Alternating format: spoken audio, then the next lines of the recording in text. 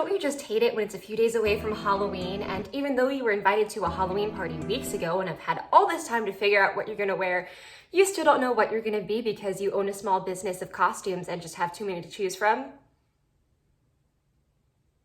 No. Oh, is that just me? Hi. I'm literally sitting on the floor because I wanted something that was Halloween themed, and this is what we got.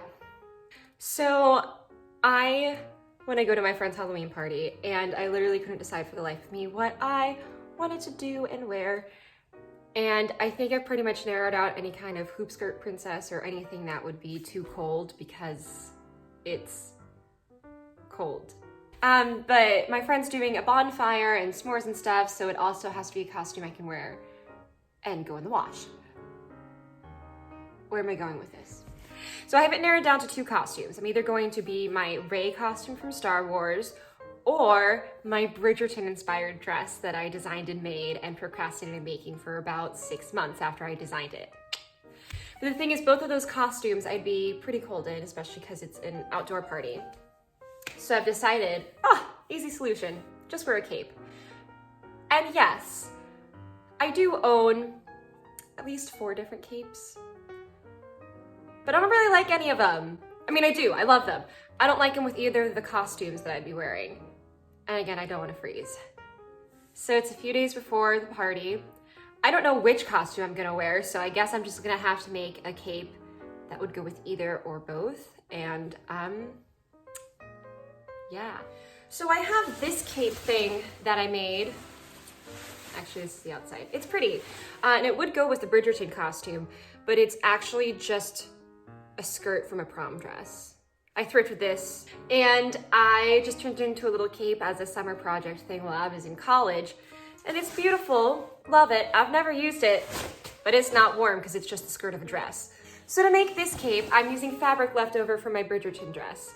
Wait, didn't I just say that it's not gonna be warm enough because the other one is from a dress as well? Well, yes, so I'll be using these, but I'm also gonna take these old flannel sheets. Thanks, Mom, for labeling. I'm gonna take these flannel sheets and line it with that so that it's nice and warm.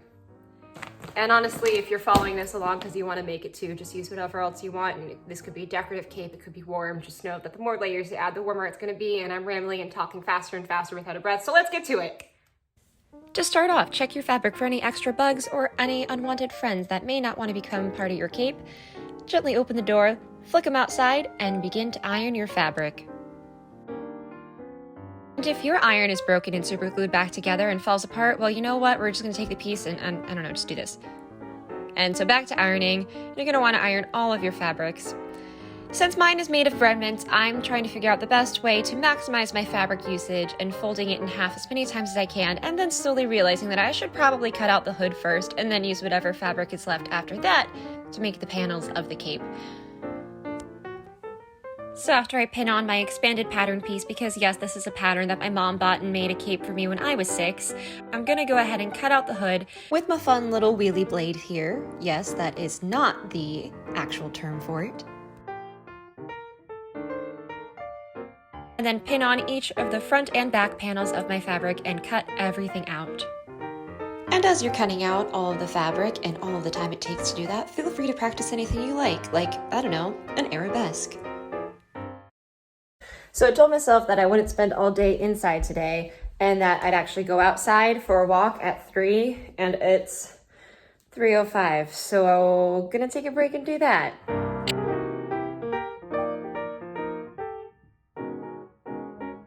So I forgot that if you come back into the apartment in the late afternoon, my cat thinks it's time for dinner and he will just nonstop just start crying and howling. So hold up, listen.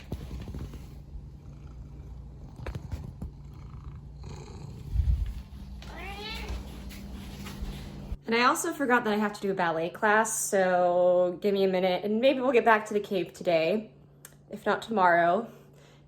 If not, I'm not having a cape for this party.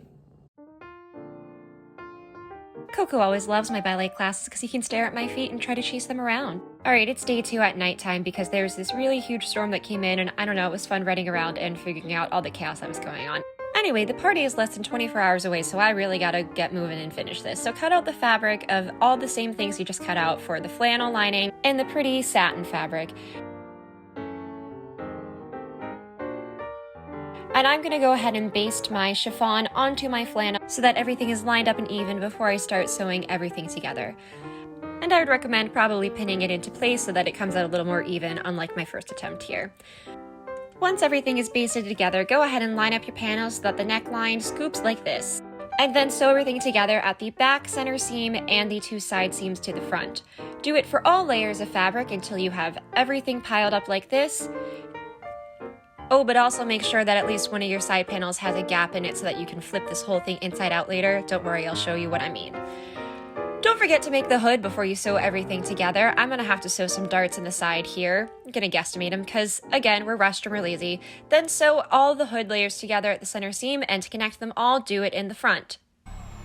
And flip it inside out, and there's your hood, and sew that onto one of the inner layers.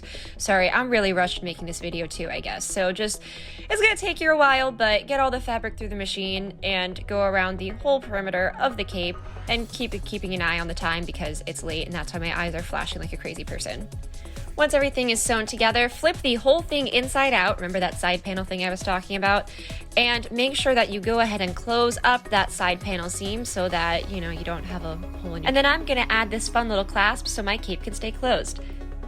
And now it's a double-sided cloak, and you can either wear it on the pink side with your matching Bridgerton dress, or just flip it to the other side so that it goes with your Ray costume that all your friends voted on Facebook that you should wear, or at least 70% of them voted for it. And just have fun at the party asking your friends to take pictures and videos of you, and they do it because they're awesome. And yeah, a cloak.